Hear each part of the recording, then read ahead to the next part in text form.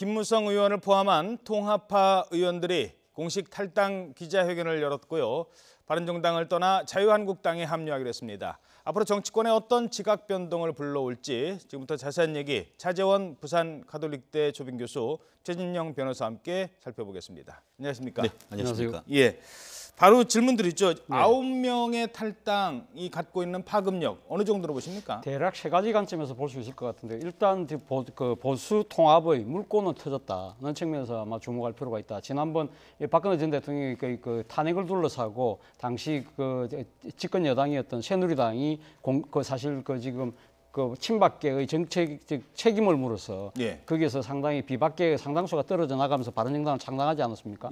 이 과정을 통해서 이 조기 대선을 통해서 또 다른 정권을 한번 만들어 보려고 했지만 그 노력 자체가 시도가 반기문 전 유엔 사무총장의 이렇게 대선 불출마로 인해서 그것이 실패로 돌아감으로써 사실 어떻게 보면 보수가 갈 길을 좀 헤매고 있는 차원에서 일단은 다시 통합만이 살 길이라는 생각에 대해서 일단 하나의 대세가 형성된 것이 아닌가 하는 생각이고, 두 번째는 이 지금 자유한국당 내에서 친박의 청산이라는 부분 자체가 상당히 좀 매듭의 단계로 갈 수 있는 하나의 계기를 만든 것이 아닌가 하는 생각입니다. 일단 이번 8명 내지 9명이 아마 지금 복당을 당장 하게 됐을 할 경우에는 아마 상당히 자유한국당 내에서 비박계의 목소리가 커질 수밖에 없고, 지금 하나의 관건으로 남아 있는 서청원 또 최경환 의원에 대한 출당조차도 아마 사실 마무리될 가능성이 크다는 측면에서 이 친박 청산의 하나의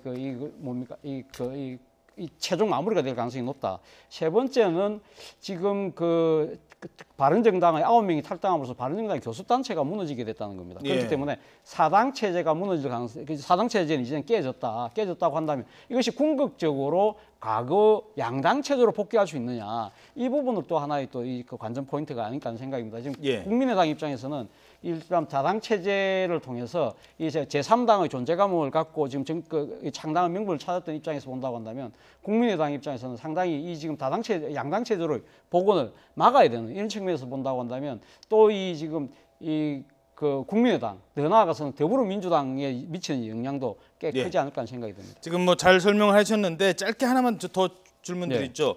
물꼬를 텄다고 하셨거든요. 그러면 지금 남아있는 정병국 의원, 김세현 의원도 있고 남경필 지사도 있고 이분들은 이제 통합전당대회를 하자 이런 주장을 하고 있는데 이분들도 그러면 옮겨갈까요? 지금 당장은 이분들 입장에서는 사실 어떻게 자강파의 입장에 상당히 동요했던 분들이기 때문에 이분들 입장에서 아직까지 탈당의 명분이 크지 않다. 그래서 나왔던 것이 통합전당대회라는 거 아닙니까? 근데 통합전대회를 사실 지금 바른정당에서 받기 힘들지만 당장 자유한국당의 홍준표 체제가 사실 그것을 어떻게 보면 무너뜨리고 다시 해야 돼, 전당대회를 다시 해야 되는 측면에서 본다고 한다면 실현 가능성은 별로 없었죠. 그럼에도 불구하고 지금 이 남경필 지사를 비롯한 소위 말하는 바른정당 내의 중도파들이 이렇게 주장하는 이유는 결국 궁극적으로는 보수 통합을 해야 된다. 그런 측면에서 본다고 하면 정책 명분을 쌓기 위한 것이 아니었나.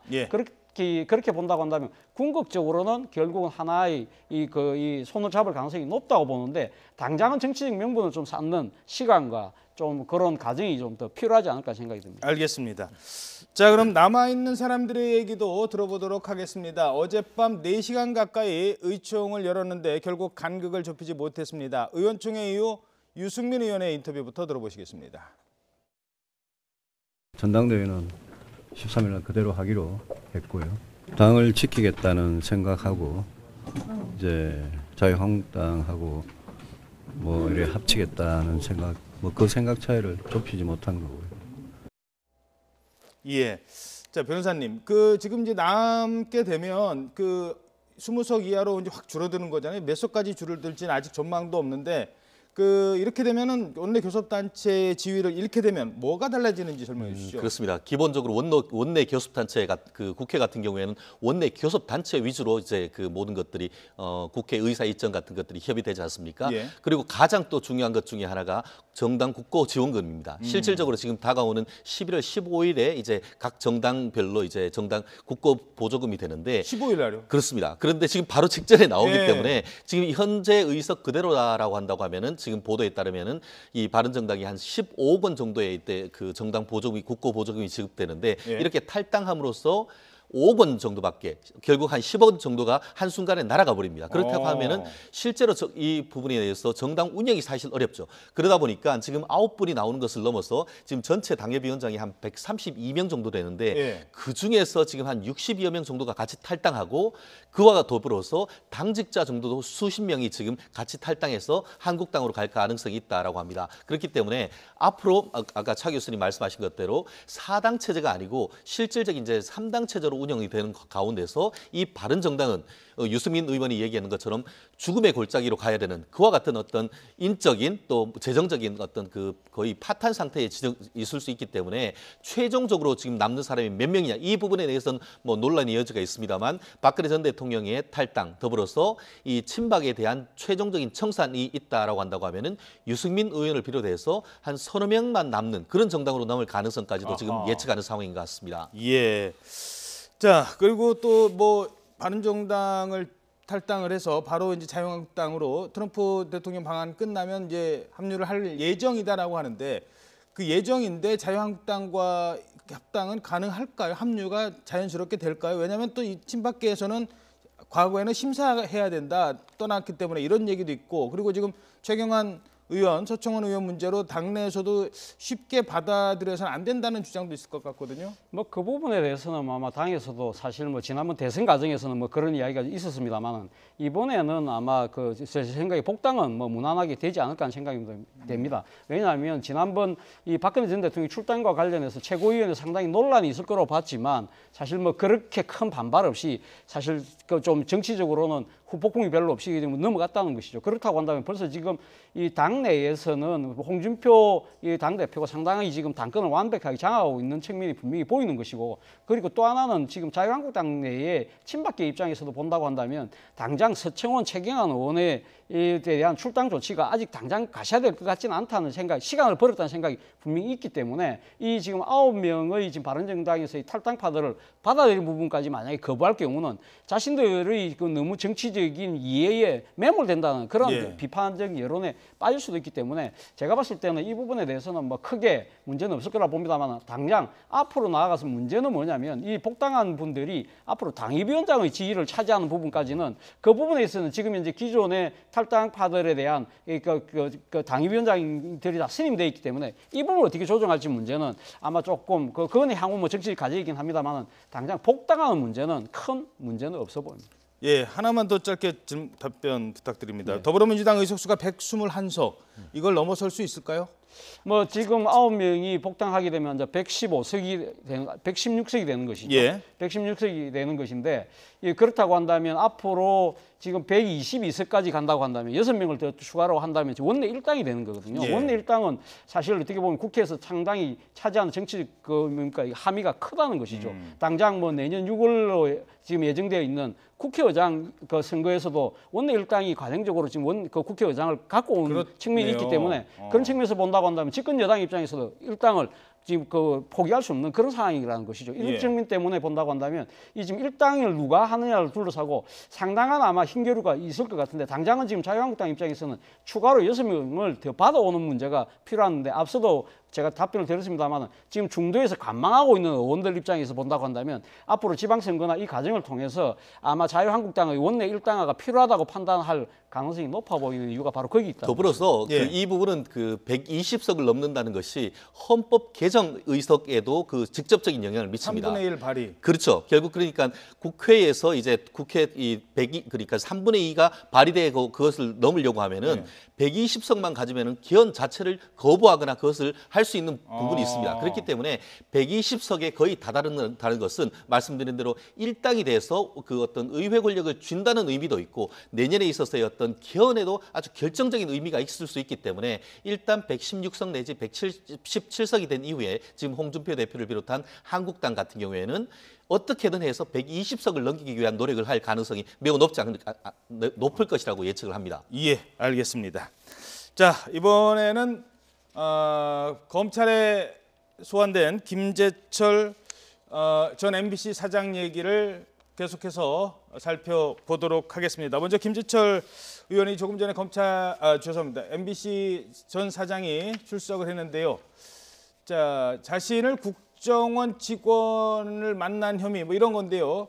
본인은 이렇게 얘기를 합니다. 이 얘기 먼저 듣고 질문 드리도록 하겠습니다. MBC는 장악될 수도 없고요. MBC는 장악할 수도 없는 회사입니다. 그게 문화방송입니다. 그게 국민의 방송이고. 여기 지금 우리 많은 노조원들이 와 있고 하지만은 MBC를 장악한다면 누가 노조에서 우리 강하게 투쟁을 하겠습니다. 자, 변호사님, 김재철 전 사장이 받고 있는 혐의 어떤 겁니까? 기본적으로 이른바 직권남용 혐의입니다. 무슨 말씀이냐면은 이 본인의 어떤 인사권을 남용해서 이제 그 MBC에 있는 기자나 PD 같은 그 분들을 현업과 관련 없는 부서로 강제적으로 이동했다 하면 이런 취지로 받고 있는 것 같은데요. 아시다시피 지금 다른 어떤 그 일반적인 그 피의자들 같은 경우에 검찰에 출석하면은 질문했을 때에 그냥 그 검찰의 질문에 성실히 임하겠다 이렇게 얘기를 하고 있는데 검찰의 앞에 이제 그 포트라인에 섰을 때에 저도 이제 여기 오면서 봤는데 한 10분 이상 이렇게 답변을 하는 것을 봤을 때 굉장히 단호하게 본인의 그 얘기를 굉장히 길게 하는 것을 봤습니다. 아마 오늘 같은 경우에 본인이 가서 그 어떤 혐의를 받는 것을 전면적으로 부인할 가능성이 있는데요.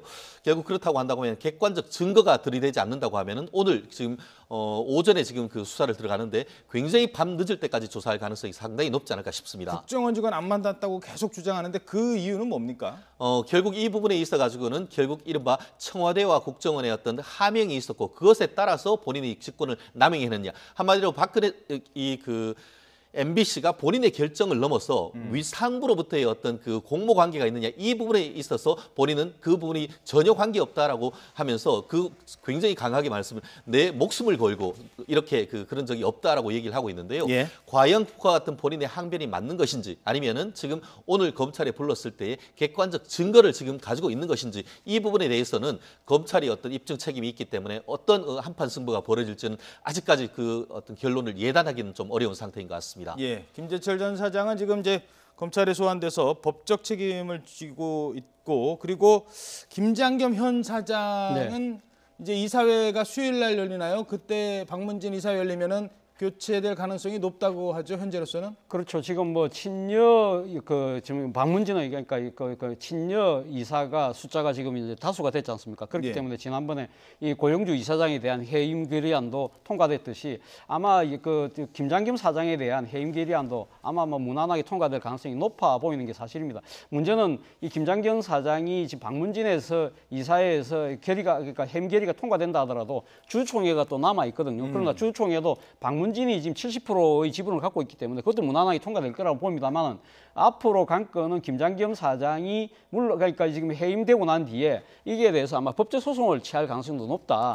그렇다고 하더라도 제가 봤을 때는 과거 정영주 사장이 KBS 사장 당시 물러났을 때 그때 이명박 정부 때입니다만 초임 때 물러났지만 그 뒤에 뭐 법적 소송에서 무죄까지 받았습니다만은 다시 배임 혐의하고 이런 것 때문에 KBS 이사에서 그때 해임이 됐습니다만은 그 부분에 대해서 자신이 법적 소송을 무효 소송을 냈지 않습니까? 그래서 무죄를 받긴 했습니다만 다시 이게 KBS 한참 뒤에 그 KBS 다시 사장 되기는 또 돌아오기가 힘들었던 그러한 과거를 봤을 때는 아마 이 법적으로 어떻게 결과가 나온다 하더라도 김장겸 사장이 한번 해임되고 나서 다시 경영에 복귀하는 것은 사실상 어렵지 않을까 하는 생각이 듭니다. 그 짧게요. 법적으로 소송한다는 거는 어떻게 할 것으로 전망되는지 좀 설명해 주시죠. 결국 지금 말씀하신 것처럼 해임 결의를 했을 경우에는 두 가지 방법이 있습니다. 정현주 사장처럼 이제 본안 소송을 계속 다투는 방법이 있고 그와 같은 해임 결의 자체에 효력 정지하는 처분이 가능합니다. 만약에 그와 같은 어떤 그 해임 결의가 문제가 있다라고 하는 것이 드러났다라고 한다고 하면은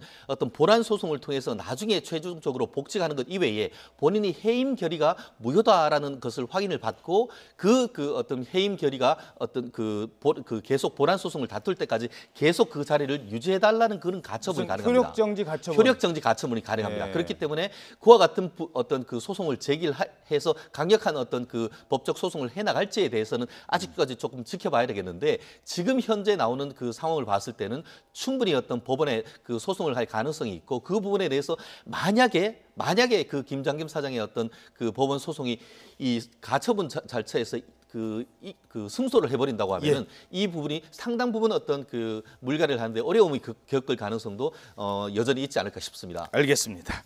자, 한 가지 요즘 뭐 전국을 뜨겁게 달구고 있는 사건이죠. 이 얘기 짚어보도록 하죠. 국정원의 자금이 그걸 통치 자금이라고 부른다고 합니다. 국민들 세금입니다. 이걸 박근혜 전 대통령 측에서 갖다 썼다라고 이미 비서관들이 얘기를 했고요. 대통령이 그렇게 얘기했어요. 시켜서 했어요라고 얘기를 합니다. 그럼 줬다는 사람들은 어떻게 됐을까요? 지금 전직 국정원장 3명, 남재준, 이병기, 이병호 이 3명의 피의자 신분으로 이제 검찰 조사를 앞둔 상황이죠. 그렇습니다. 이제 검찰 수사가 정점을 치닫고 있지 않습니까? 실무자들 같은 경우에 이수 전 국정원 기조실장 같은 경우에는 실질적인 어떤 자백을 했고 그 돈을 받았다라고 하는 지금 안봉근, 이재만 비서관에 대해서는 벌써 구속영장이 발부됐습니다. 그래서 이번 주 같은 경우에는 전직 국정원장 3명을 차례대로 소환을 한다라고 하는 것 같은데요. 이번 주에 이제 3명에 대한 소환이 있고 거기에서 조사의 핵심은 과연 박근혜 전 대통령의 지시나 이와 같은 요청이 있었는지 그 부분을 확인할 것이고 그 부분에 대한 확답이 있게 된다고 하면은 다음 주 정도에는 박근혜 전 대통령에까지 검찰의 어떤 칼날이 갈 것 같은데요. 결국 박 대통령의 어떤 개인적인 비리 내지 이 부분에 대한 어떤 관건은 이번 주 중에 확정될 가능성이 높지 않을까 생각을 합니다. 만약에 돈을 저쪽에서 쉽게 말해서 대통령 측에서 먼저 요구해서 줬습니다. 이렇게 얘기할 가능성이 현재로서 좀 요구도 안 했는데 갖다 줬다는 건 말이 안 되는 거고 저쪽에서 요구를 했어요라고 한다면 박근혜 전 대통령의 혐의가 확 더 달라지는 겁니까?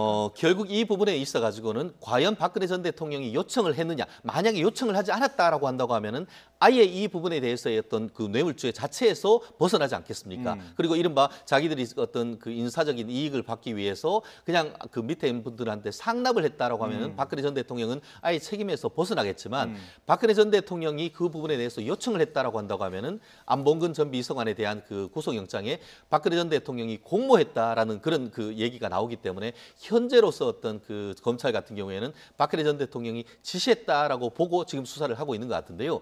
결국 좀 더 중요한 것은 이 돈이 어떻게 쓰였느냐, 그 용도가 상당히 중요할 것 같습니다. 그렇기 때문에 용도가 개인적인 어떤 치부라든가 옷을 만드는 데 대한 어떤 그런 의혹 그런 데 쓰였다고 한다고 하면은 박근혜 전 대통령은 무능을 넘어서 정말 부패했다라고 어떤 국민들한테 완전히 어떤 비판을 받을 수 있기 때문에 이 세 분의 어떤 전직 국정원장의 진술을 넘어서 박근혜 대통령이 어떤 식으로 답변을 할지 국민들의 관심은 거기 있는 것 같습니다. 자, 그러니까 그 부분입니다. 박근혜 전 대통령에 대한 평가가 본인 스스로도 나는 이런 한 푼 내 주머니에 챙긴 거 없다라고 했는데 이미 비서관들이 시켜서 했다라고 얘기를 하면서 이제 지금 달라지고 있는 건 아닐까? 사건이 정말 커지는 상황인데 일단 비서관들은 왜 그럼 시켜서 했어요라고 얘기를 했을까요? 그 부분이 좀 궁금합니다. 일단 그것을 진실을 이야기하고 있을 가능성도 높고요. 그리고 또 무엇보다도 지금 이 박근혜 대통령이 지시라고 한다면 본인이 이 혐의 자체가 상당히 낮아진다는 것이죠. 그러니까 자칫 잘못하면 자신이 지금 1억 이상의 돈을 받은 것으로 뇌물죄로 받은 걸 결국은 10년 이상의 중형이 예상되지 않습니까? 예. 그러나 박근혜 전 대통령의 지시에 따른 것이었다고 이야기를 한다고 한다면 자신이 책임을 가볍게 할 수 있다는 것이죠. 바로 그 때문에 이제는 나도 살 길 찾아야겠다. 나도 찾길 찾는다는 측면 때문에 일종의 박근혜 대통령이 또 다른 문고리 3인방이나 채권으로부터 배신당한 것이 아니냐는 이야기도 나오긴 합니다만은 제가 봤을 때는 박근혜 전 대통령은 아마 이 지금 검찰이 박근혜 전 대통령 이 부분과 수사를 하는 데 있어서요. 아마 검찰 출두하라고 하면 안 나오겠죠. 그래서 지금 나온 이야기가 지금 구치소에 현장 방문 조사를 하겠다는 거 아닙니까? 그러나 제가 봤을 때는 박근혜 전 대통령이 이 방문 조사조차도 응하지 않을 가능성이 높다. 아마 제 생각에는 묵비권을 행사하면서 아마 강하게 저항할 가능성이 높다. 지금 이와 관련해서 지금 사실 이 지금 국정원의 특수활동비의 청와대 상납이라고 지금 여당과 지금 사정당국 이야기하고 있습니다만 야당은 뭐라고 이야기하냐면 그건 과거의 정치적 간행이었다. 대통령이 사실 여러 가지 통치를 하는 데 있어서 이 청와대에서 규정되어 있는 특수활동비가 적었기 때문에 이걸 갖다가 끌어서는 경우가 많았다. 그런 측면에서 이해될 수 있는 거 아니냐는 지금 논리를 펴고 있는 것이거든요. 그렇다고 한다면 박근혜 전 대통령도 이 부분에 대해서 자신이 구체적으로 진술하기보다는 차라리 야당의 그런 정치적인 이 방어를 통해서 자신을 방어하려는 아마 그런 전략을 쓰지 않을까 생각이 듭니다.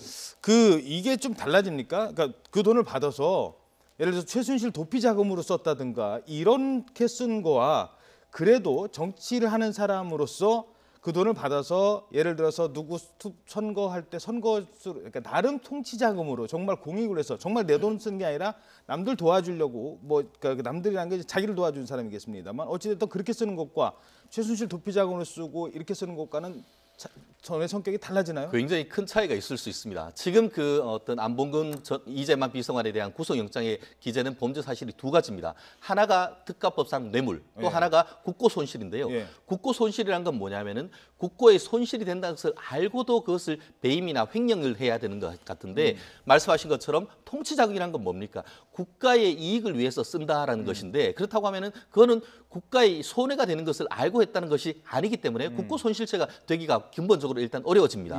그리고 더불어서 말씀드린 대로 이것을 어디 썼느냐에 따라서 결국 개인적으로 썼다고 하면 그거는 뇌물이 될 가능성도 상당히 높아지죠. 그렇지만 통치자금이라고 했을 경우에는 결국 업무로 인한 정당한 행위다. 결국 외형적으로 봤을 때는 뇌물이 될지 모르겠지만 그냥 항목을 이용해서 업무를 이용해서 했다라는 정당 행위적인 항변을 할 수 있는 부분이기 때문에 그 용도가 굉장히 중요하고 앞으로의 이 어떤 죄의 향방은 그 용도에 따라 결정될 가능성이 상당히 높지 않을까 봅니다. 그렇죠. 그래서 최순실이 그 도피 다니던 그 시기에 7월 달에 아유 이제 빨리 주지 마십시오라고 했던 돈을 왜 9월 달에 다시 받으려고 했는지에 대한 명확한 수사가 필요할 것 같습니다. 차재원 부산 가톨릭대 교수 그리고 최진영 변호사였습니다. 두 분 고맙습니다.